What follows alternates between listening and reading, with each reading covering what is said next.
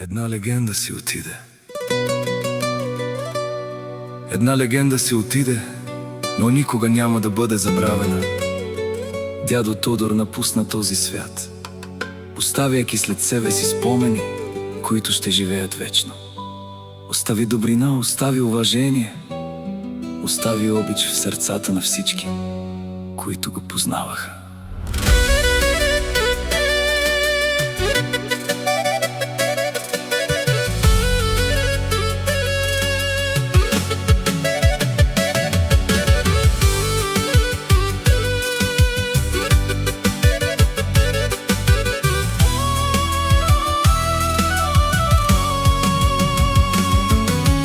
Болката е голяма, защото загубихме човек, който значеше толкова много. Човек, който винаги намираше добра дума. Човек, който беше опора със своите близки и пример за всички около себе си.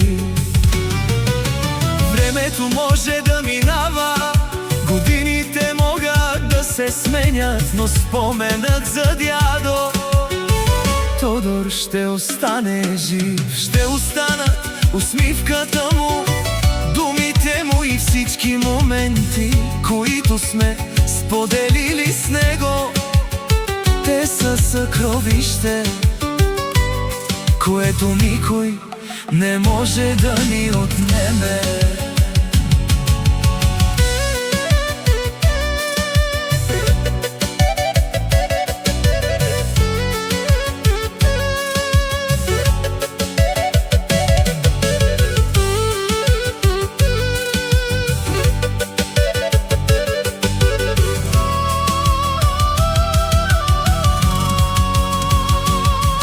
Дядо Тодор, липсваш ни повече, отколкото думите могат да опишат. Иска ни се да те видим още веднъж, да чуем гласа ти още веднъж, да седнем до теб още веднъж. Но сега ни остават спомените и любовта, която никога няма да угасне.